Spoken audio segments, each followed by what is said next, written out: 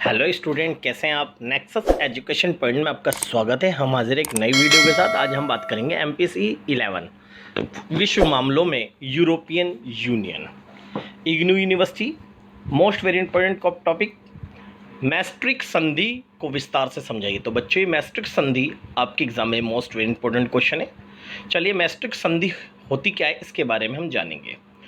तो मैस्ट्रिक्ट संधि का जन्म किस संघ के आधारशिला के रूप में हुआ उसके बारे में हम जानेंगे। जैसा कि यूरोपीय संघ संधि जो मैस्ट्रिक्ट संधि के नाम से जानी जाती है, ये एक समुदाय के गठन की दिशा में नया प्रयास था।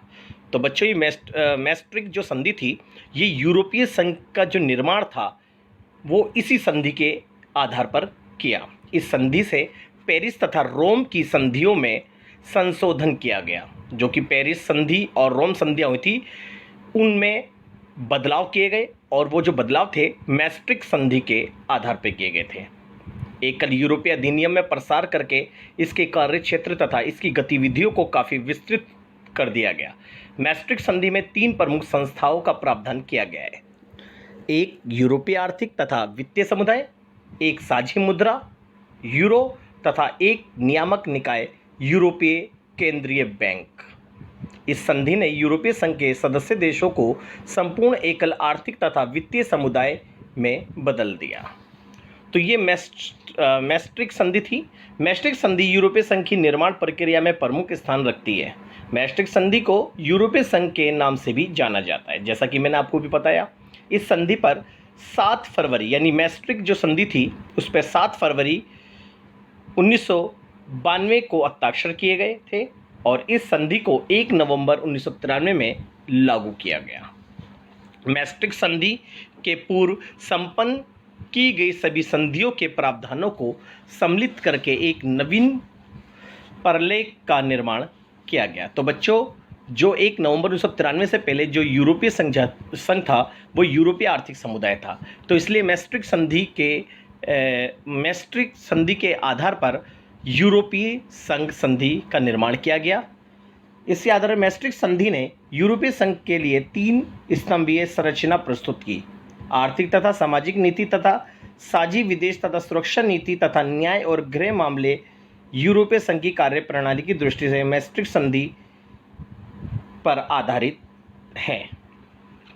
तो मैस्ट्रिक्ट संधि का मूल प्रलेख माना गया है। मैस्ट्रिक्ट संधि के परिणाम स्वरूप ही यूरोपीय संघ का निर्माण किया गया। मैंने आपको जैसा बताया, मैस्ट्रिक्ट संधि ही यूरोपीय संघ का आधारशिला है। इस मैस्ट्रिक्ट संधि में निर्धारित किया गया कि इस संधि में सभी निर्णय जन भावनाओं के अनुरूप और जन भावनाओं पर आधारित होंगे। यानी जहाँ पर जितने भी यूरोपीय संघ के अंतर्गत जो भी निर्णय होंगे, यानी मैस्ट्रिक्ट संधि के आधार पर लिए जाएंगे, जो जन भावनाओं के अनुरूप होंगे। फलस्वरूप मैस्ट्रिक्ट संधि ने यूरोप की जनता से पारस्परिक संपर्क प्रक्रिया को आगे बढ़ाने का कार्य किया। तो मैस्ट्रिक्ट संधि के स्तंभ, जो 3 स्तंभ बताए गए हैं बच्चों, देखते हैं मैस्ट्रिक्ट संधि के 3 स्तंभ कौन कौन से हैं। प्रथम स्तंभ है यूरोपीय समुदाय, यानी मैस्ट्रिक्ट संधि से यूरोपीय समुदाय का उदय हुआ। तो देखते हैं, प्रथम स्तंभ में मैस्ट्रिक्ट संधि द्वारा यूरोपीय समुदाय का गठन किया गया।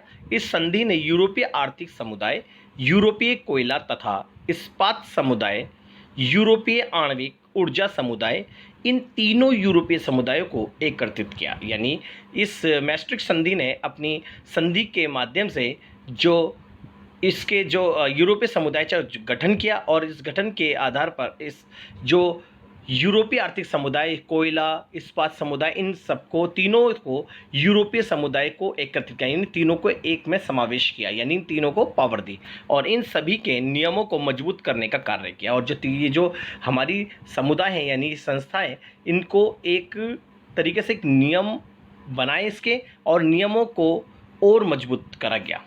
इस संधि के द्वारा यूरोपीय संघ की संस्थाओं की कार्यकुशलता और लोकतांत्रिक कार्य प्रणाली को मजबूत करने के लिए भी नियमों का निर्माण किया गया। और इस संधि के माध्यम से जो यूरोपीय संघ है उसकी कार्यकुशलता और एक लोकतांत्रिक कार्य प्रणाली के आधार पर इसको और मजबूत किया गया। यानी इसे एक लोकतांत्रिक बनाया गया, और यूरोपीय संघ के सभी निर्णय जो है वो जनता के हितों में दिए गए, और यूरोपीय संघ के जो कार्य प्रणाली थी वो लोकतांत्रिक ढंग से विकसित हुई। तो ये हमारा यूरोपीय संघ का प्रथम स्तंभ था, मैस्ट्रिक्ट संधि का पहला स्तंभ था यूरोपीय समुदाय। दूसरा है साझी विदेश एवं सुरक्षा नीति। जी, मैस्ट्रिक्ट संधि द्वारा साझी विदेश एवं सुरक्षा नीति को दूसरा स्तंभ माना गया। इसके उद्देश्यों को सामान्य स्तर पर विश्लेषित किया गया। इस नीति के अंतर्गत विदेश एवं सुरक्षा नीति के सभी क्षेत्रों को समावेश किया गया। तो इस नीति के अंतर्गत, यानी पहली बात तो साझी विदेश एवं सुरक्षा नीति को हमने मैस्ट्रिक्ट संधि के दूसरे स्तंभ में रखा गया और इसने साझी विदेश और सुरक्षा नीति को एक व्यवहारिक रूप प्रदान किया। इसके साथ साथ सामान्य स्तर पर इसका विश्लेषण भी किया गया। इस नीति के अंतर्गत विदेश एवं सुरक्षा नीति के सभी क्षेत्रों का समावेश किया गया। यानी ये बताया गया कि जो विदेश है और विदेशों से संबंधित जितने भी देश हैं उनकी सुरक्षा नीति जो है, इन सभी क्षेत्रों को इन्होंने एक दूसरे पर आश्रित किया, यानी समावेशित किया।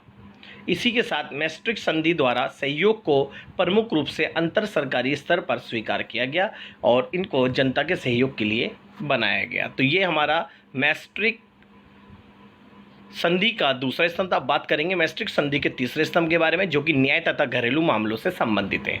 तो मैस्ट्रिक्ट संधि द्वारा न्याय तथा घरेलू मामलों को विश्लेषित किया गया और मैस्ट्रिक्ट संधि के माध्यम से न्याय तथा घरेलू मामलों को और भी व्यवहारिक बनाया गया तथा इसे तीसरे स्तंभ के रूप में मान्यता दी गई।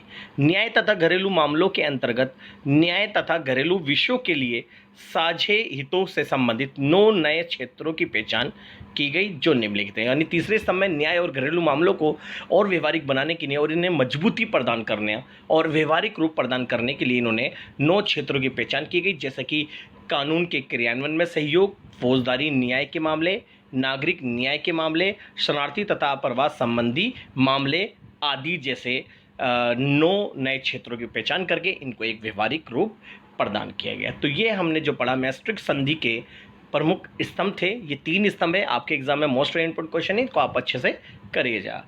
अगर आपको हमारी वीडियो पसंद आई हो तो हमारे चैनल को सब्सक्राइब करें, लाइक कमेंट शेयर करना ना भूलें।